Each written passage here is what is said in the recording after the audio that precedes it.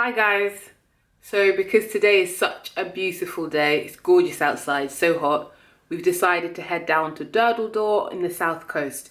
And because we're making this journey, I thought today would be a really good time for me to talk to you about the dark side of frugality. But first, Diesel.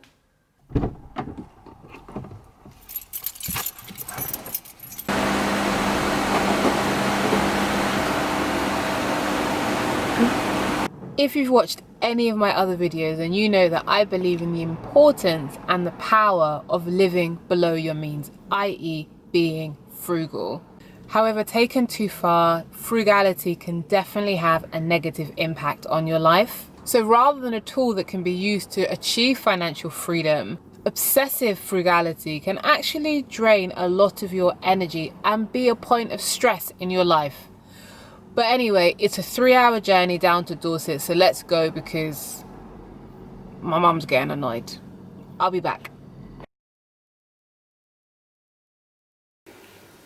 I promise I tried to film earlier today, but it's just not my forte. Didn't make it to Door. Too many people wanted to do the same thing, so I ended up at Southbourne Beach instead. Had a great time, caught some sun, luxuriated on the beach, and now I'm home with my herbal tea and my popcorn. So let's finish this video. So for all my frugal friends out there, I need to make this very clear.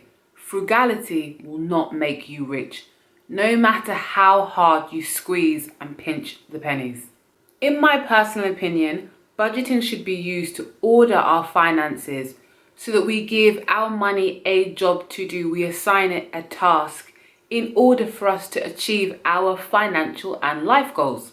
So the way I see it, if budgeting and frugality are used properly, they can actually help us lead a life of abundance. However, obsessive frugality, incredibly strict budgeting, actually moves us to operating from a place of lack and fear of never having enough. And what happens when we start operating from a place of fear and lack? We stop investing in our own lives because we can't justify the spend. So to be completely open and transparent, the last few weeks for me personally have been very stressful.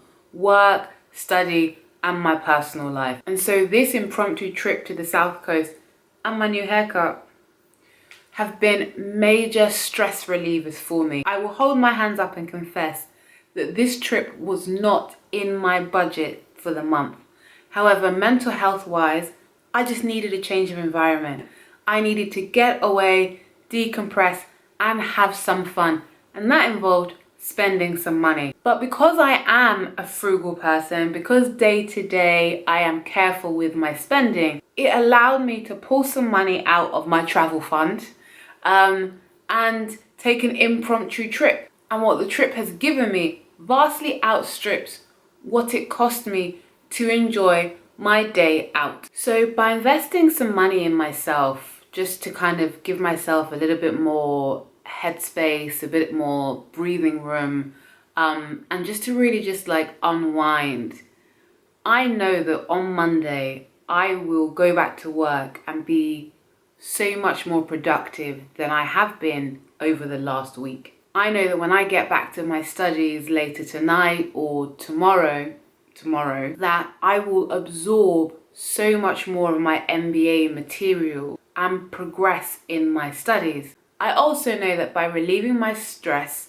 and having more headspace, I will be able to show up for my friends and family and support them through their own trials and tribulations in the way that I've needed to be supported.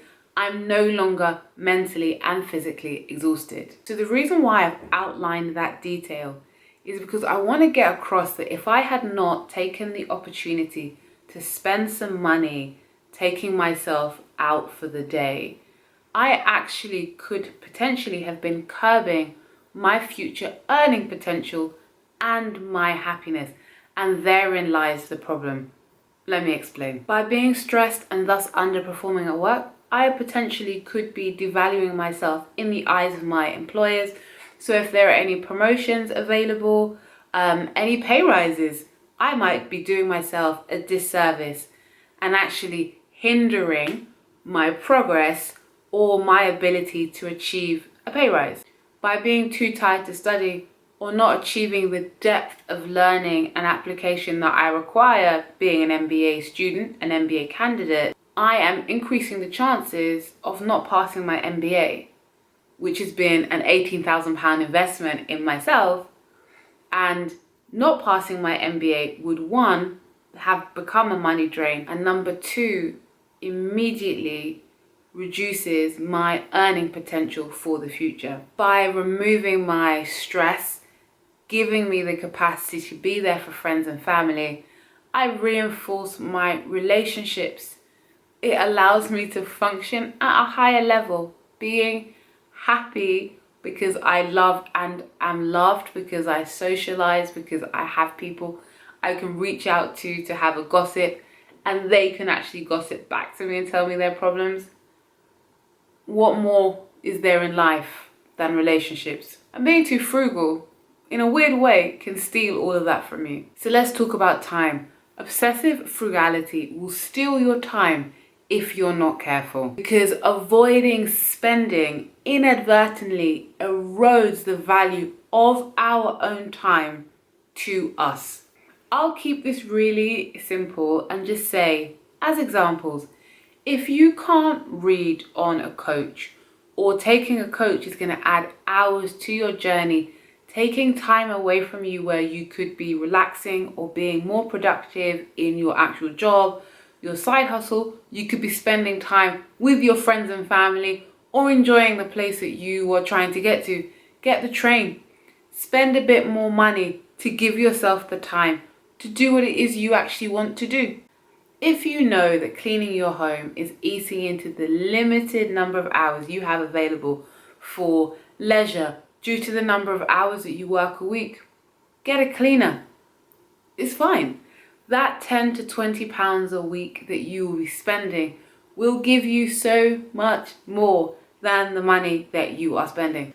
And that's the calculation that we frugal people need to have in our minds when we're making the decision about what to spend on versus what not to spend on. Being careful with money should give us freedom in our day-to-day lives. Otherwise, honestly, what is the point? Now let's talk false economy.